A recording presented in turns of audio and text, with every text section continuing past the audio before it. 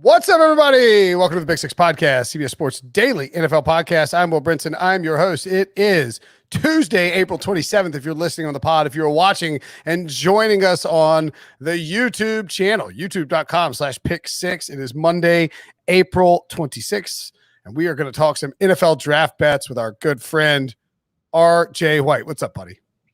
Not much, Will. How you doing?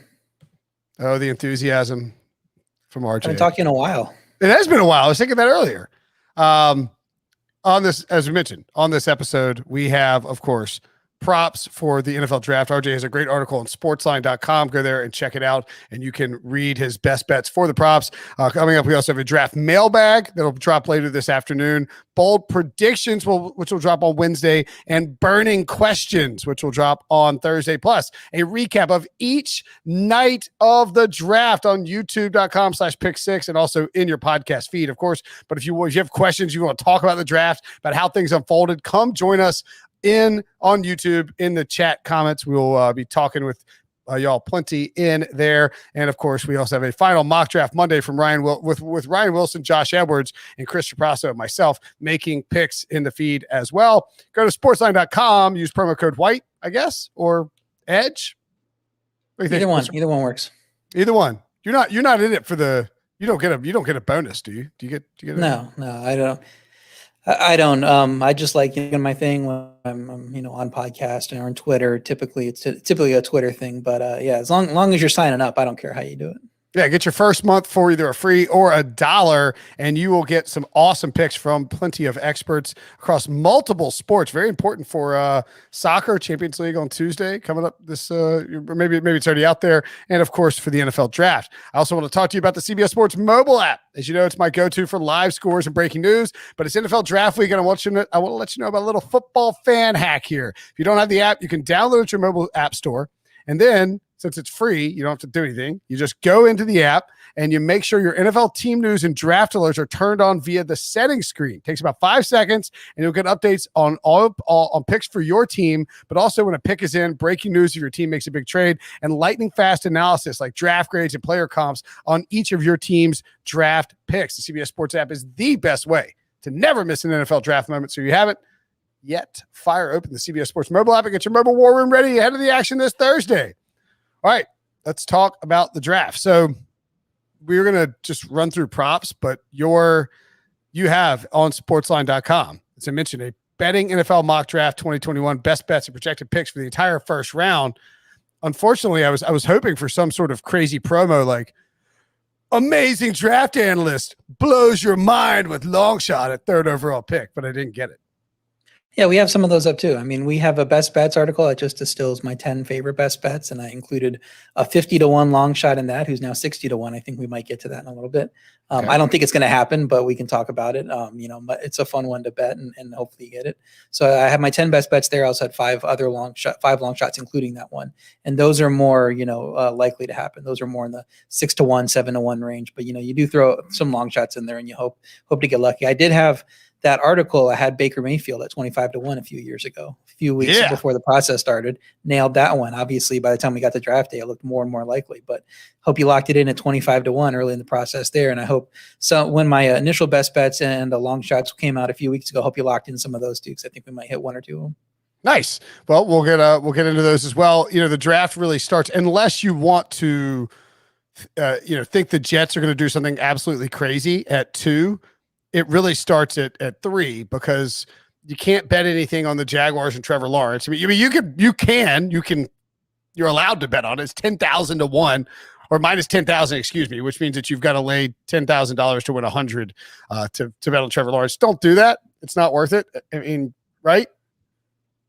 Yeah, I mean, the good thing is even though it's a futures prop, you're going to get paid on it pretty quickly because you're going to know by Thursday night. So, I mean, if you really want to make that, but I wouldn't take there's no risk involved. It's at 100 to even minus 10,000. So you're betting $100 to win 1. I don't think there's any risk involved in that, but I don't know that it's worth it on a 1% return on your investment to do that. Yeah, I mean, if you have $100,000 and you're trying to get $1,000 return, just go put it in a mutual fund or something. Don't lay it with your bookie and tell them, you're gonna get paid back 100 and $1,000 from the casino, which means you're going to have some taxation situation going on. So it's really, again, it's really not worth betting. As I mentioned, the Jets, I don't think you can bet on that. Really, I guess you could bet on Justin Fields 12-1, or maybe even Trey Lance at 40-1 if you wanted to.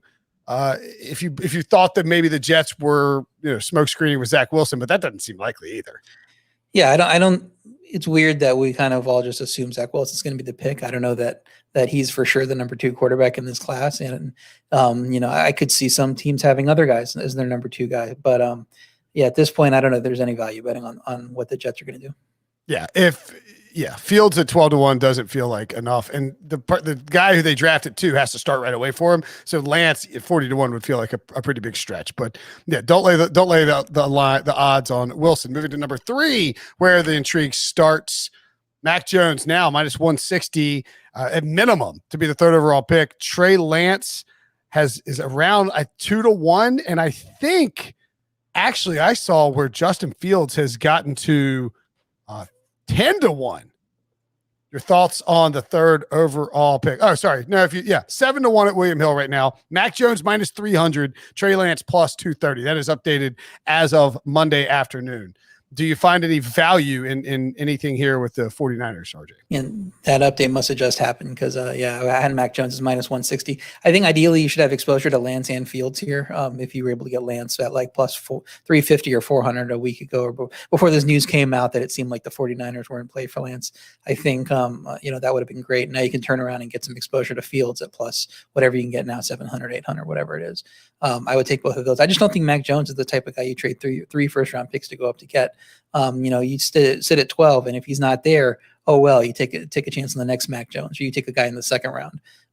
But I don't know that he's this huge difference maker as opposed to a Jimmy Garoppolo. So it doesn't make sense to me. But a guy with the ceiling of Fields or Lance, that does make sense to me. So worth odds where they are right now. I like making Lance a play at plus 230. I think that's a better chance of happening than Jones, especially now that it seems like that's what a lot of people in that organization are pushing towards.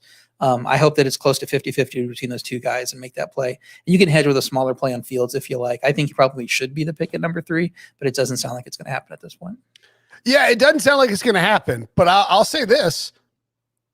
You pointed out Baker Mayfield in 2018 on, Ken Carman of CBS Sports Radio and 92.3 The Fan in Cleveland tweeted out on Monday morning a timeline of everything that happened with the 2018 draft and all the rumors and buzz surrounding these guys. On Monday of that week, it was either Josh Allen or Sam Darnold. And Peter King came out with his mock draft on Monday and said that a quote unquote friend of Dorsey told him it wouldn't be Josh Allen. And that's why he mocked Sam Darnold there. I mean, it was all Sam Darnold or Josh Allen until really like Wednesday. And Thursday, Daniel Jeremiah released his mock draft and had the Browns going Baker Mayfield at 1. And then there started to be buzz about that actually happening. Essentially, John Dorsey, it was reported by Chris Mortensen that Hugh Jackson didn't know who the head coach was going to be. And then Hugh Jackson was like, I gotta know, I look like an idiot. And so he threw a big fit, and they leaked out through Mike Silver that Hugh Jackson definitely knew who it was. And then clearly Dorsey told him it was going to be Baker. And that's when all the national media people found out it was Baker, once Hugh's loose lips got on the information. So I think it's possible that we're in a similar situation, and that they are going to take Fields, and that they are smoke screening this to death because they do not want the Jets to take Justin Fields at 2. Now, maybe I'm dead wrong, and maybe it is Mac Jones, but I think it's 7-1. That's a great value. And I agree with Trey Lance. Your point, you don't trade to 3. You don't trade 3 first-round picks to get to 3 without chasing the upside of a Trey Lance or Justin Fields. And you got to think that Kyle Shanahan has to believe that he can get the most out of whatever guy that they're drafting as a quarterback whisperer. So you take a guy with the huge upside like Lance or Fields, Mac Jones with his athletic ability. I don't know that you're thinking, okay, I can maximize this guy, and as he's going to be a better Jimmy Garoppolo, or whatever your comp is for him. I think you go with the high upside guy that could be Patrick Mahomes or Josh Allen or someone like that. Yeah, I agree. And so, look, if you were smart about it, you could have gotten some Mac Jones at almost 2-1 last week, and you could have a plus number on all 3 of these quarterbacks, really, at good numbers. Justin Fields got down to minus 125. I don't think we told anybody to bet it then. We were saying to bet it before that, and maybe we helped moved it. Who knows? But plus numbers on these quarterbacks, the assumption that it's going to be Mac Jones. And I heard Adam Schefter on his podcast say that the 49ers traded up because they were quote unquote comfortable with Mac Jones at 3, but now they've done looked more into Trey Lance. They're more interested in him. So to me, you just don't trade up to 3 like that to settle for Mac Jones. You don't trade up because you're comfortable with Mac Jones. You have Jimmy Garoppolo already. He knows the offense. It doesn't make any sense to me. So I like these quarterbacks at plus numbers. And I would be, if you're listening, you probably listen to this podcast on Monday or Tuesday, be ready on Wednesday or Thursday. Have your book, have your app loaded, have your your bookie website or your online betting website, whatever it is, bookmarked, because there's going to be some news that's going to drop and it's going to drastically shift these odds. Whether it's maybe it's the 49ers are taking Mac Jones and it shoots up to 900. We'll see. But that will be where the draft starts, and it'll dictate perhaps what the Falcons do at 4. When you look at this, as you point out, what the market says, the position of the first drafted player for the Falcons offense, minus 650, defense plus 450. Kyle Pitts, the name that's been heavily connected to the Atlanta Falcons, his over under 5.5, heavily juiced to the under. Do you think there's any value?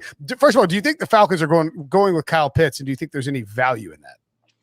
Seems like that's what the direction it's headed. I don't know that the betting market is reflective of the percentages in that. I wouldn't bet Pitts to go at 4. I think there's value going with a few things. I think the Falcons could take a quarterback. They know they don't jump, draft this high more often. So Lance would be nice there. Justin Fields, is a local kid. I think he's from Cobb County. You got to think if Arthur Blank gets involved, and the owners often do, that might be a factor involved there. So I think he makes sense for them. I think it also makes sense for them to trade down for a team looking to come up and get a quarterback. So 4 could be a quarterback one way or another. So I don't know that we're necessarily locked into Pitts going in this spot. And then there's been buzz that come out that Julio Jones could be traded after the deadline, or after the June, I think it's June 2nd date, where you can start to push some of that onto next year's cap. You don't have to take that full cap hit on the first year. So if he's traded, they can need receivers. So that could be Chase. That could even be a long shot like Devontae Smith. It's 60-1 to be the first non-quarterback taken. That's a fun little thing to bet on. Heisman winner. He has everything. Checks every box. That's your 60-1 long shot. His first non-quarterback. That's my fun little long shot. He checks every box but size. And so if a team is comfortable with size, you could see him being first on somebody's board over Chase if they're comfortable with his size. And I think he has some Calvin Ridley to him. I think he'd be nice to pair there. Or if they can't sign Ridley long term because his contract demands are just too high, that'd be a nice little replacement as the number 1 receiver for your offense. So I don't think it's going to happen. I think they go quarterback. I think they trade to somebody that goes quarterback, and we're talking about first non-quarterback taken at number 5 instead. But I would look to those plays. I'd look to have a fun little long shot there for Atlanta. Yeah, the Devontae Smith, if he's 60-1 to be the first non-quarterback taken, 75-1 now at William Hill, that's real nice, because you have to think that there's going to be, it's either going to be the first non-quarterback taken is either going to be Kyle Pitts, Jamar Chase, Penei Sewell, or one of the Bama receivers. And Smith is 7-1 to be the first wide receiver taken. And so I think there's value therein at 75-1 to be the first non-quarterback taken. But again, it would require a trade down by, would it require a trade down? No, I guess. Well, if Atlanta trades out, what do you think the Bengals do at 5? I think they could go Smith. I think Chase is probably more likely if they have a receiver. I think they go Sewell. I think there's good value to taking Sewell at if you get 3-1 or better to be the first non-quarterback. I think it's 5-1 now at William Hill to be the first non-quarterback taken. I think it's closer to 50-50 what the Bengals do. And just because Joe Burrow wants Jamar Chase, I don't think you put too much stock into that. We've seen that happen in the past. A quarterback wants to be reunited with a receiver, but it's not like Kyler Murray got CeeDee Lamb on the Cardinals. It's just these things tend to not happen. If you're going to pick one franchise that probably is going to ignore what the player wants, isn't it going to be the Bengals and Mike Brown? They're just going to right. do whatever he's going to do anyway. So I don't think it factors in that much. I think I would fade the buzz of Chase, thinking that we can get better value on Sewell. So I would go under Sewell 5.5 at plus 140, but I really like that 5-1 as the first non-quarterback selected for Sewell at 5. I'm I don't blame you. Like I get it. I understand what you're saying. I'm going the other way, and I've got I got a lot of Jamar Chase under. Most of it is under 6.5. And Debo, if you could scroll up a little bit, we can see the Jamar Chase under now at 5.5 there, which I don't know that I'm nearly as comfortable taking, especially even at -135, because that's pretty heavy juice. You're basically, will the Bengals take Jamar Chase? And it's not just, so once you get a 5.5, it's not just let's say the Falcons trade out and somebody comes up for a quarterback, then the Bengals could take Kyle Pitts. That would be the concern that I would have with the 5.5 over under. At 6.5, which is what I got, and we've been talking about it for a while. It was probably like -130 when I got it, and it got up to like -250. You have the option of Atlanta could potentially take him, obviously, and then the Bengals, who we think is going to take him, and then of course Miami might go with Chase. And the reason I still would lean towards the under 5.5, and I think the Bengals will take him, mainly boils down to reading Paul Dehner Jr.'s 7-round mock on theathletic.com. And I said that boils down. He wrote this. He said this is what he wrote. This boils down to taking the team at their word. I've heard for a while the Bengals like the depth of the offensive line class. They're not alone.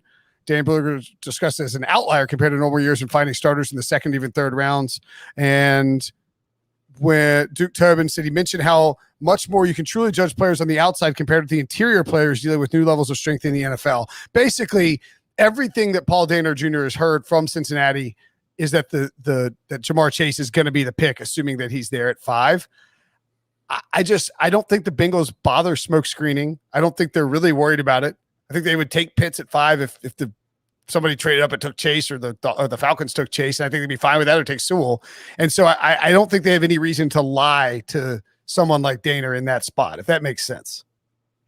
It makes sense. I mean, it is smoke screen season, but you never know what the Bengals are going to do, really. They kind of march to the beat of their own drum. So I think playing into that unpredictability by taking the player that the market says isn't going to be the guy, and Sewell is the way that I would go, in that sense. And there has been some reports that some teams are pushing down the guys that opted out. They don't really have any interest in those type of guys. So, I mean, if that just happens to be the Bengals or one of these teams at the top, you could see Chase slip a little further than expected, and maybe even get to a team like Detroit at 7 or Carolina at 8 that nobody would expect him to be at, because some teams would prefer other guys. That's another, possibility in taking that Devontae Smith at +75 to 1. If the Falcons do decide to go receiver, and they are one of those teams that don't want an opt out, that could push Smith to them.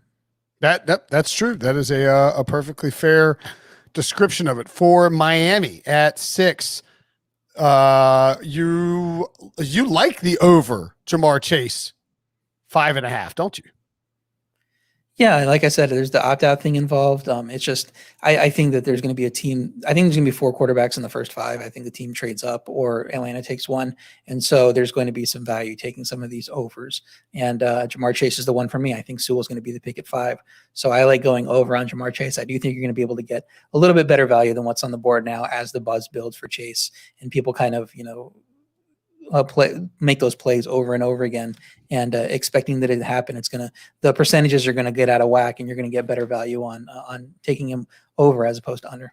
Yeah. I mean, the reality of the situation is, if you want to assume that chaos will erupt, and that's perfectly fine to assume that, like we say, you can get Kyle Pitts at, over 5.5 +140, right? I mean, if that's 4 quarterbacks in Penei Sewell, then all of a sudden you're getting +140 on Kyle Pitts, and you get plus money on Jamar Chase, and you wouldn't want to take, and you can actually get plus money on Penei Sewell under. So if you think that's how it's going to play out, there are a lot of options there for you. I can't get, now if it goes 4 quarterbacks in Sewell, I'm going to be, if Mac Jones goes 3 and it's 4 quarterbacks in Sewell, I'm in for a long Thursday night, because I've got Jamar Chase under, Kyle Pitts under, and Mac Jones over.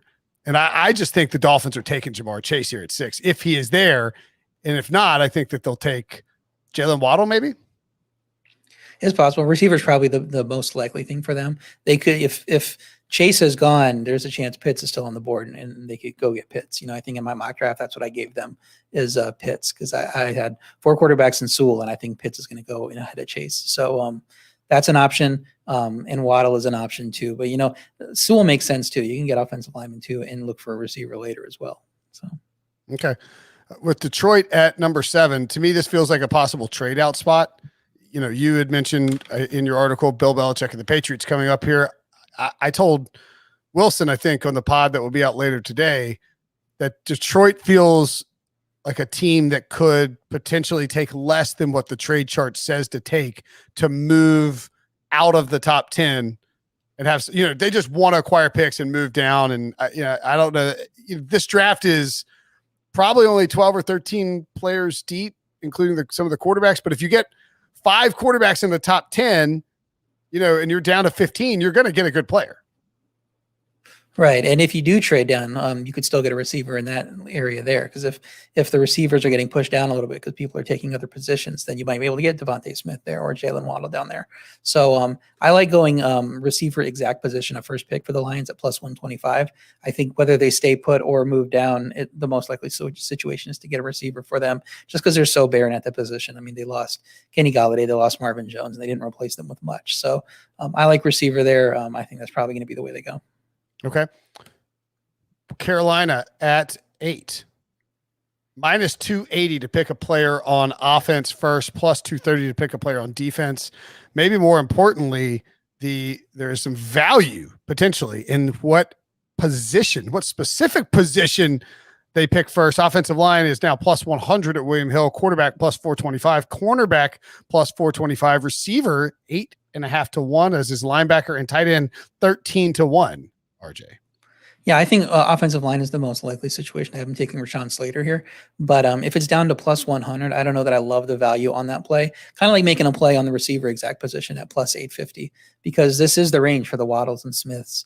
And, it's not like Carolina doesn't need receiving help. They lost Curtis Samuel in the offseason. They didn't really replace him. The depth chart behind their top 2 of Moore and Anderson is pretty barren, and who knows where those guys are in the next couple of years. So if they want to go out and get a dynamic receiver, and we think that those guys are top 10 material, then this seems like a good spot for one of them. And getting 850 just seems like great value for that.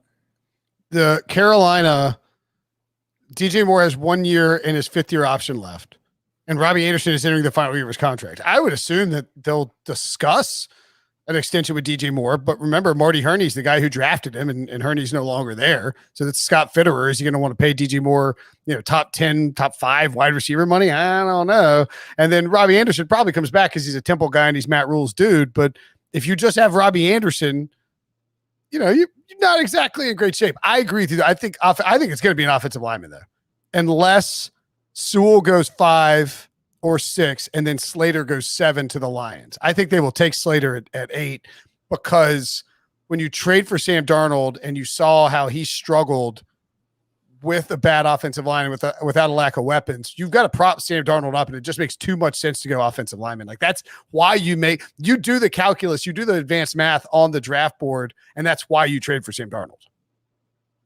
Right. Yeah. I mean, and I'm not ruling out quarterback for them. It's just because you have Darnold. It's not like you invested a ton in him or that you owe him a ton. So if Justin Fields gets there and they really like Justin Fields, I mean, he could be the pick. So it's just they have a lot of different options. I think offensive line is the one that makes the most sense. Don't love it at plus 100 though, like getting that value receiver.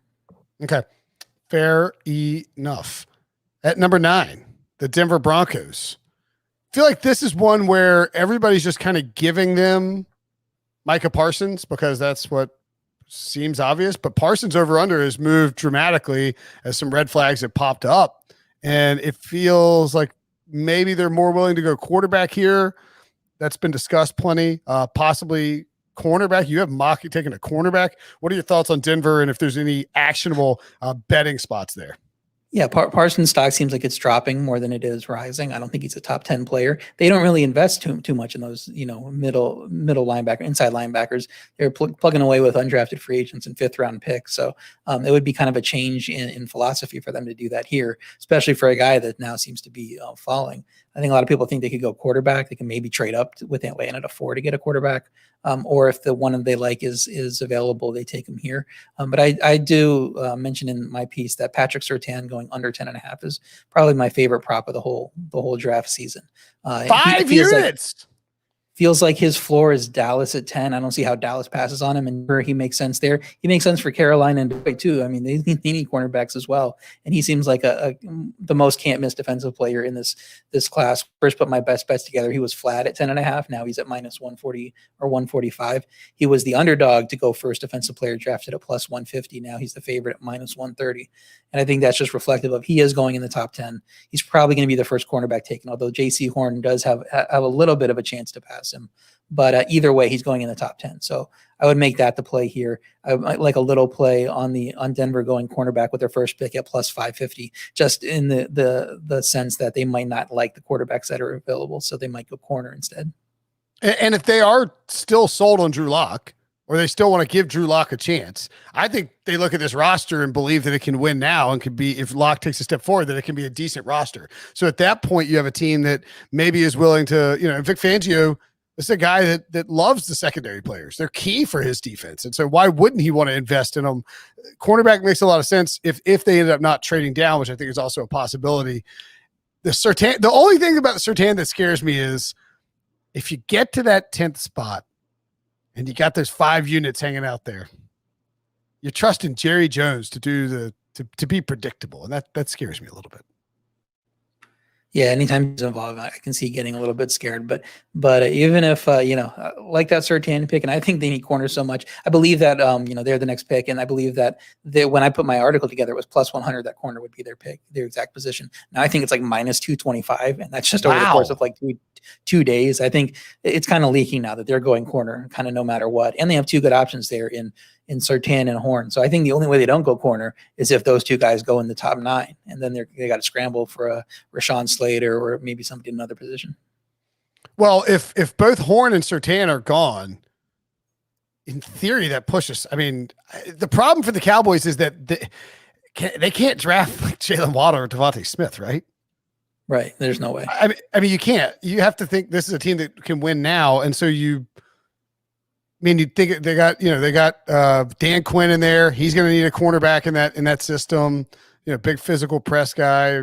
Can sit out there as that in that island they do with that cover 3 zone, and sort of get. I don't know. It does feel like Surtain or Horn are just locks here. The only concern you would have, I guess, is if it plays out where the Broncos don't go cornerback and then the Cowboys yank on J.C. Horn. So maybe take the under J.C. Horn too. I got his under at 13.5, and I feel pretty comfortable with that. But yeah, Surtain shouldn't get past the Cowboys at 10. Doesn't seem like there's any way. And J.C. Horn, I believe, is under 12.5, is plus 100. I think his floor is the Eagles at 12, and they need a corner as well. So I think, jump on that for sure as well, because he's not going to get out of the top 12. All right, well, we got more over-unders for you outside the top 10 coming up after the break. Okay, so you like the under on Surtain and Horn. What are some overs you like outside of the top 10? Yeah, I like going over on Michael Parsons. Like I said, the buzz is that there's some character concerns that could push him down. The teams might not be as sold him. I just don't think he's as complete a player at linebacker as like a Devin White or Devin Bush. I think there's a chance he's more in the Tremaine Edmonds mold that goes in the 16 to 20 range, maybe even a little lower. And that wouldn't shock me. So I think if you take his over, that's probably a good play. And then that opens possibility of going first linebacker drafted, taking a sleeper there and getting some nice plus money there. So I think Parsons is the guy that if I was going to take one over, that's the one that I like the most. Yeah, Parsons, I believe that number is like 14.5 at other places in the market. So 12.5, even at minus 140, is really good value for on William Hill. And you think about how that's sort of going to play out. Yeah, the Eagles and the Cowboys could both take Parsons. But given their needs and the players available, specifically at cornerback and then at wide receiver, it would be pretty surprising if Parsons went at 10 or 12. I suppose Dave Gettleman could take him at 11, but again, the way that the board stacks up with offensive linemen and wide receivers and cornerbacks, it seems far more likely that's what the Giants would do there too. Right. And the Eagles fans will tell you they never take linebackers. I mean, Teacher Debo will tell you they'll never take linebackers in the first round. They don't invest heavily in that position in terms of building their roster anyway. So it'd be a little bit of surprise if they go Parsons at 12, I think, with his concerns that some people have anyway. So Yeah, I agree with you. What else? Let's see, we got the JC Horn 12.5. The over is -130. That is really surprising there at William Hill. I think that's more of a product of it still being on the move. Like it had been 13.5. It had been probably higher than that. And it's the market's still trying to catch up to what his actual stock is. I think by the time we get to Thursday, it is going to be higher than that. It'll be, on the other side of 12, because that's really what's interesting is will the Eagles get him at 12, or will he go before that? So I think you want to put that number at 11.5. If you're, yeah, that's a good point. And then, so if you had under 13.5 JC Horn, would you window it over 11.5? I think you could, but there are teams that could prefer Horn to Surtain, so I wouldn't make it a complete lock that he's going number 2. I think he's more 1B to Surtain's 1A than he is like definitely the number 2 guy. So I mean, if Carolina takes him at 8 or Denver at 9, would that shock me? Not really. I mean, I still think Surtain goes 10 to Dallas in that situation, but so you could try to do that, but I don't window these draft positions because it's hard to hit them exactly on the nose, especially with guys that are moving and the market's just having to move like Horn. So it's just hard to hit them right on the nose. I mentioned the Giants there at 11. You have one of your best bets on here there that they will go offense at 11, a 2-unit play for you. Yeah, and that's just a product of who's going to be on the board. I mean, maybe they go Kwity Paye as an edge rusher. Maybe they go with the cornerback, even though they did spend that big money bringing Adoree Jackson in. But it just seems like receiver and offensive line, you're going to have a good player at one of those positions here, whether it's Waddle or Smith or Rashawn Slater. And even if all 3 are gone, you could still go offense and push up a Christian Darrisaw or somebody like that. So I think just offense seems like a lot more likely than defense. And in fact, if you look at their exact position of their first pick, it's all kind of a jumble. Nothing is higher than 250 the last time I saw it, plus 250. But the first 2 options are receiver and offensive line. So just seems going offense -110 is the way to go here. Okay. Another one that has moved a little bit since you wrote your article, you probably moving it, honestly. You have the Chargers at 13 and have a 2-unit play on offensive lineman, exact position of their first pick at William Hill. That's now down to 130 as the buzz continues to build that the Chargers will end up going with, what possibly trading up for either Rashawn Slater or Penei Sewell if he somehow drops really far, or just simply taking Elijah Vera Tucker or Christian Darrisaw. It's eerily reminiscent, RJ, of last year in the sense that Tom Telesco left us a glaring clue as to what his draft plan was via the depth chart. And some of us, me, ignored it because it was so obvious. It felt like a deke, but it was not. They left it open. They were going to take, and then they took Justin Herbert. And when you look at their offensive line and you start to imagine how they want to, they went out and signed Corey Linsley in free agency, and they still have Brian Bulaga there. But Trey Pipkins, the 3rd-round pick from 2019, is their only, their primary left tackle. And I would have to think that they love the idea of being able to get somebody like an Elijah Vera Tucker or Rashawn Slater, excuse me. I don't know why I keep saying Matthew Slater, to who they can potentially start at left tackle or kick inside if they need to for his first year. I mean, that makes too much sense, right? Maybe you think Rashawn Slater is going to feature on special teams. That's why you keep calling him Matthew for 15 years for Bill Belichick. Sorry. It makes too much sense. That's why I have it as a best bet to go offensive lineman. And this is a great window for those guys. Darrisaw and Vera Tucker, their over-unders are around 15.5, 16.5. And I think Darrisaw in particular has been on the rise just because people are connecting him with the Chargers at 12, at 13, and even the Vikings at 14 could take an offensive lineman too. Yeah. Darrisaw was at 17.5 early on in the process. He's 25-1 to be the first offensive lineman taken. His over-under is still 15.5 at William Hill, which I like. I like that under, I think. Don't you? Yeah, I do. It's just things could happen. If you prefer Vera Tucker to Darrisaw and you're the Chargers or whoever team is picking there, and then the Vikings decide to go in a different direction, I have them taking Kwity Paye with the pick just because their edge rush needs some help. Sure. To be playing, especially if they're going to have to trade Danielle Hunter. And once those 2 things happen, does New England take an offensive lineman at 15? Maybe not. Maybe they go quarterback or something else. So I think once you're getting in that grouping, it just depends on who's picking where and what their preferences are. Okay, yeah, I will agree with you there. I think I would lean towards the under with Darrisaw at 15.5, but I'm the smarter play is to take that bet on what the Chargers will do with their first pick because it's minus 130, so you're paying 15 cents a juice, but you get the entirety of the offensive lineman for the Chargers instead of worrying about it being Darisaw and you get a couple extra spots for him. But I think that's a play. I like that bet. I might put that in when I get it up on my site. The Vikings, do you think they go Kwity Paye? Or so if you do that, it's 2.5 to 1 that they could be for them to take a defensive lineman. Yeah, I think it's close to a coin flip between offensive line and edge rusher. But with offensive line at plus 100 and defensive line at plus 250, you're getting the value at plus 250. So I just think go ahead and do that. I think Micah Parsons is an interesting option there if they're fine with his issues. Even Zimmer seems like the kind of defensive coordinator that would get the most out of him. So this seems to be about where he should go if you consider he's juiced to 155 on over 12.5. That you're projecting him to be around 14, I think. So that would be a major payoff if you go linebacker at plus 1,600 or 1,800, and that happens to be where he lands. But I think the more likely situation boils down to flip a coin between offensive line and defensive end. And since we're getting the much better value on defensive linemen here, go with that.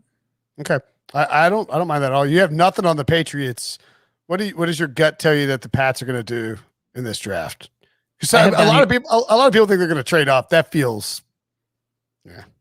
I mean, they're more likely to back than trade up. I had here them taking Mac Jones just because I had him slipping, and it seems like this is probably the place where he would land if he was available. But and their exact position of first pick is quarterback plus 170. I don't think they're reaching for one of the non-top 5 guys here. They're not pushing Davis Mills up to 15. So if they do trade down, maybe that's what people are thinking. They trade into the early second round and pick one of those guys. And that's why that is the favorite for them. But it seems like there's some value on going a linebacker or cornerback for them because this is a good range for those guys. Like we said, Parsons, they could fall in love with Owusu-Koramoah as just a chess piece kind of guy as well, or go with the corner. But even if the top 2 are off the board, maybe this is a spot for a Greg Newsome. And that could also be the case if you trade down.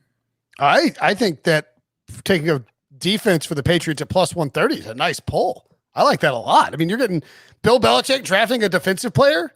I mean, that wouldn't be a shock if Bill Belichick drafted a defensive player in the first round. Just dating back and sort of looking with his first pick, he took N'Keal Harry 2 years ago, Isaiah Wynn and Sony Michel the year before that. So those are some offensive guys that he's taken.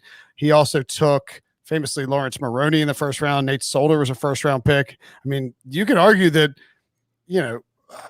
for the most part, it's worked out a lot better when he's played around with defense with those early round picks.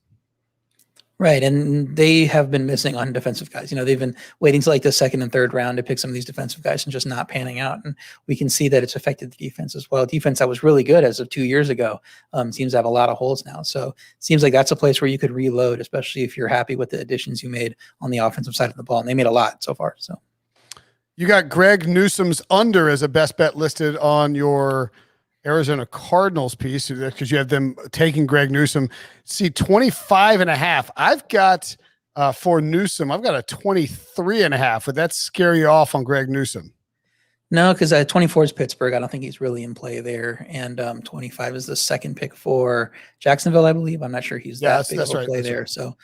So I don't think that scares me off. I think he benefits from there being medical issues with Caleb Farley that might push Farley down people's boards. Farley could be a guy that slips even out of the first round. He's super talented. He should be the third corner. He should be close to J.C. Horn and Surtain, if you go by his talent. But if you just don't clear him medically, he could slip. So if he's slipping and there's a team that needs a cornerback like Arizona does after losing Patrick Peterson, CBS Sports is Patrick Peterson, I should say. Then proud wearer of number 7. Proud wearer number 7. I saw that. Then Newsome could be the guy that benefits from that. You see right here, he's the third option on this first cornerback or fourth option behind Farley. So if you think Farley is slipping, he could be the third cornerback and he could benefit any team looking for a cornerback between 16 and 25 could catch that under. I also, and I've been saying this all draft season on the podcast, but this is a draft where there are going to be a lot of, as you mentioned, Caleb Farley, back injury. Like this is a guy who's a top 5, top 10 talent in this draft if he's healthy.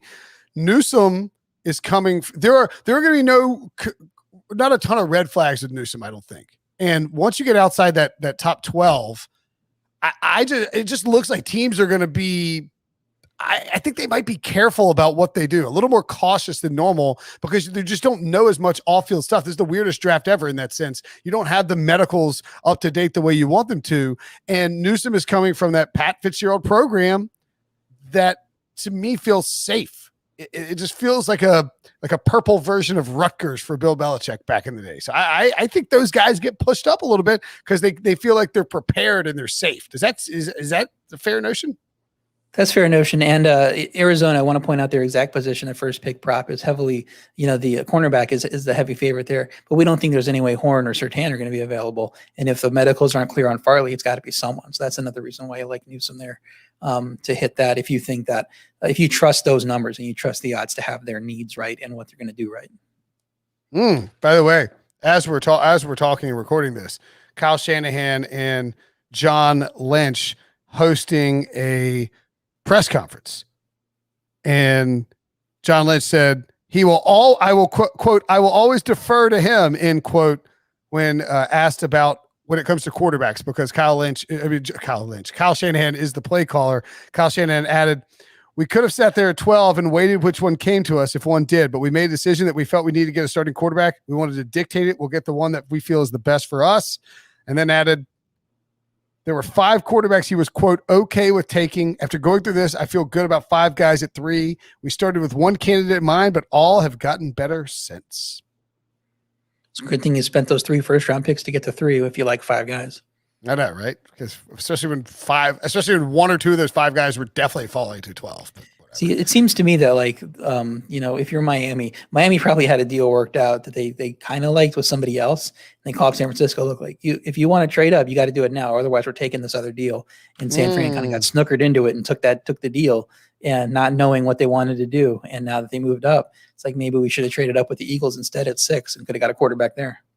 Cause they could have given the Eagles, a lot less than they gave Miami. You get to 6 and you're getting, the Bengals aren't moving out. Yeah, you're getting. We saw the trade between Miami and Philadelphia, what they could have given up, and it was a lot less. That you do that same trade to get to 6 instead of Miami being the one to go back up to 6. Everybody's thinking you're a lot smarter when you take your quarterback.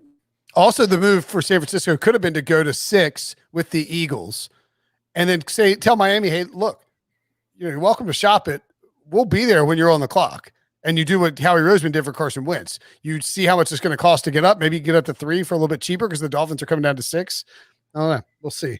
A lot of intrigue still left in that number 3 overall pick. Moving along through the sort of the mock betting draft. You like Jeremiah Owusu-Koramoah to be the first linebacker taken. You mocking him to the Raiders at 17. Yeah, you can get that plus 600, plus 700 come down a little bit because the buzz is building that Parsons could slip. And I just think the Raiders have a history of trusting their evaluation regardless of what the consensus thinks. That's how you get to Farrell at number 4 when nobody expects it. So if they're looking at linebacker here and they see a guy that could be a difference maker here, new DC is Gus Bradley. He maximized Derwin James in his run with the Chargers, and Derwin James and Owusu-Koramoah has drawn a lot of Derwin James comparisons. So this could be another thing of, hey, this is the chess piece that you need to be, the leader of our defense essentially. And so I like his under, but I would play this first linebacker drafted and just hope that the streams cross with him, his buzz rising and Parsons' buzz falling, and that he gets ahead of him. I'm all in on the Jamin Davis first linebacker draft. I'm not sure if you heard on the podcast, but I got 65-1. They're still hanging that on the local. Like what are we doing here? You got to get in at that value. That's crazy. I keep adding like $10 every day that they leave it up. At this point, I'm pretty heavily leveraged on it. He's 10-1 now. Well, there you go. You love 65-1. Move while we're doing the podcast. Amazing. Yeah. I've got JOK at 5-1. Azeez Ojulari 4-1, Davis 10, Collins 10, Parsons at -30. I mean, he was -450 earlier. I just think he could drop. I don't mind that at all. The taking some stabs at that because those are pretty good numbers. Looking at we mentioned you have Micah Parsons. You have him fallen to the Dolphins at 18. You like his over 12.5 -155 for 3 units. Woo, spicy. Yeah. Yeah, ideally you got 11 and a half over flat. But if we're just talking right now, you want to get in on this Parsons thing. I think there's still a ton of value, even at minus 155. You could also wait until it drops to 13 and a half and get a better price on it if you want. So I don't think the Chargers are going to be in play for him, and they're going to have to move it at some point. But take him over either way. Okay. Would you go as high as 14 and a half, or is that too high for Parsons? I say keep going. I said that he was an option for the Vikings, but like I said, I think he's going to slip, and I think there's more likely than not he gets to the back half of the first round than him going, in that top 15. Okay. Bears, you have them going Tevin Jenkins, the offensive tackle out of Oklahoma State, and you love his under 23 and a half. There's just too many teams that need offensive line in that 13 to 22 range for Tevin Jenkins not to go. I think he's a clear, plug and play type tackle. And for a team that like Indianapolis at 21 that needs him, or we could upgrade like I have him at Chicago here. So I'm not a big fan of how the board fell in my mock draft for the Bears. I think they might have preferred some other positions, but offensive line is their favorite for their exact position prop. And Tevin Jenkins is a good one on the board here, even if you can't get Darisaw, who I have going one pick earlier, or Vera Tucker, who I had going earlier in the first round. I've got over under 6.5 offensive linemen going in the first round. I feel like 4 with Sewell, Elijah Vera Tucker, Darisaw, and Slater are locks. So you got to get 3 more. Jenkins feels like kind of a lock in the first round too, right? Yeah, like I'm saying, there's too many teams in this range that need one. And the prop is telling you he's supposed to go around those range, 23 and a half. So it's not crazy if you get somebody that 23 and a half going 19 or 20. And all these teams, especially Indy needs an offensive tackle. Yeah. Okay. It wouldn't be shocking if Washington took an offensive lineman. I mean, that's, you had them doing that as well. So you like the over 6.5 then? I do, but I think if you're gonna clear it, you're probably gonna clear it by 1. By Landon half, Dickerson, I think Landon Dickerson would have been an option, but I think some teams might have medical issues on him that could push him later. Sam Cosmi, I'm not sure if he's a first rounder. So you're really looking at, are you going to get like an Alex Leatherwood to slip in there, and then maybe Liam Eichenberg, and then that'll be your 7. So if you do clear it, it's going to be by a little bit. It kind of depends on what price you're getting. All right. Yeah, I've got an even money situation there, whereas you see here with William Hill minus 130. I would not expect that number moves up to 7.5. I think it'll stay at 6.5, but it may get juiced up.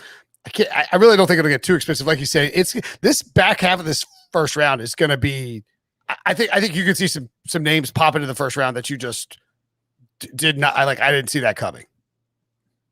It's possible, yeah, and it kind of happens every year. I mean, you have guys like Terrell Edmonds. Nobody kind of expected the Steelers to take him late in the first round, and it happened. You kind of just see that every year. That what are these? I don't know that I like this pick. What's this team doing? You see a team jumps a team that needs a particular position, and then they just reach, like the Texans did at tackle when they got sniped on Andre Dillard. So I mean, it just happens where these random guys go in the first round. For sure, and you like the Indianapolis Colts first pick to be an offensive lineman as well. Yeah, they just like I said, they have that glaring need on a left tackle after the retirement of Costanzo. So even if the board doesn't shape well to them and Jenkins goes off a pick or 2 before, I still think they go offensive lineman, whether it's here with Alex Leatherwood or trade back 10 spots, 15 spots, pick up some draft capital. They've shown the ability to do that in the past. And then you can get an offensive lineman in that early round 2 range. If it's one of those guys or Cosmi, is going to be available there, you're still going to be able to address that situation. The Steelers, you have a offensive lineman going to them as well, plus 250 now at William Hill for their first pick. Running back has been the popular choice du jour of everybody mocking to the Steelers, and Kevin Colbert didn't shoot it down. It does seem, look at the offense minus 350 is pretty crazy. You like the dabbling on the Steelers plus 250 to take an offensive lineman in the first round. Yeah, I just think that's what they need. They haven't stressed the running back position in a long time. They've been drafting. 2008 was their last. They've taken one running back in the last 30 years. It was 2008 in the first round. They've been taking mid-rounders at running back over and over again. I think you see what Snell and McFarland can do, and I don't think you feel pressure there. I mean, if you look at Pittsburgh, it's not like they were a running back away from being a great team. They have a lot of other issues, and offensive line, I think, is where it starts. So you do that, you pick up the best guy you can there, and I think we're getting good value on that selection and skipping that running back. You got another guy who fits that mold too for you in terms of plus 200 or better. Zaven Collins to the Browns, exact position of first pick, linebacker plus 250. The only concern is I guess there's no edge qualification, right? So with the Browns, you're hoping that it's an outside linebacker, right? Yeah, if it's an edge, they're going to list him as a defensive lineman, so you wouldn't get that. But I think, this is a good range for Collins and Davis, like you said, or maybe Micah Parsons is falling, and they're the team that takes them off the board here. They're most popular. It's the favorite at plus 250, and I think that's probably the way they go here. So I would make that play just based on who I think is going to be on the board between Collins and Davis. Davis has gotten a ton of heat, and you mocked him to the Saints at 20. Saints at 28, and have a best bet on not only the under of Davis at 31.5. Mine's down to 26.5 on that now. Curious if you think that's still a good number, but also the Saints to take a linebacker at 7-1. That's a little spicy. Yeah, there are a few good linebacker options ahead of that 26.5. I don't know that I take it. I think because 31.5 is available at some other sites, I would look to play that. I wouldn't just take what I get with a guy like Davis. I do think his buzz has been building, but yeah, take linebacker exact position of first pick for New Orleans. I don't think anybody knows what New Orleans is going to do. The first three options there are plus 300, plus 325 last time I saw. So it seemed like, anything was really an option for the Saints. And then coming in fourth was linebacker plus 700. So figure throw that in the mix. Why not that as well, especially with these prospects we think are going to be available in this range. By the way, Kyle Shanahan added, when asked if he could guarantee if Jimmy Garoppolo would be on the roster on Sunday, I can't guarantee anybody in the world will be alive Sunday. So that's exciting. Thanks, Kyle. Thought you didn't like that, did you? Green Bay Packers, linebacker. Kind of scared now. I know, right? You're mocking them, Rashad Bateman. They never draft wide receivers in the first round, but you do like linebacker exact position of first pick 6-1. Yeah, it's just how the board shaped up. I think they could take a receiver. I think everybody expects them to take a receiver, but we've expected that to happen in the past, and it hasn't happened. But just who's going to be available here, Bateman? I think I switched it to Elijah Moore. Just he's right around that range too, and it seems like there might be a little bit more consensus that Moore is the fourth best receiver instead of Bateman. So I'm probably going to go Moore in the mock draft, but when all is said and done. But I think the value is going linebacker here because we were talking about that edge thing.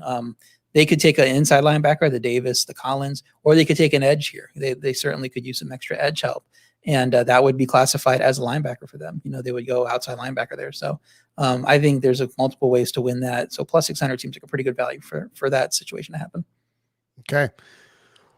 I don't see any other best bets listed on there. What else are we missing from either the first round or other items that you like out there right now that you're sort of looking at? I believe you have Travis Etienne, first running back off the board, plus 180. Yeah, I actually added him. I did an update to that mock draft today, and I added him to the Buffalo section. I had Buffalo taking Najee Harris, but it seems like there's more and more buzz building that ETN could be the first running back off the board, and it's dropped a little bit. I did give it out at plus 180 in my best bets column.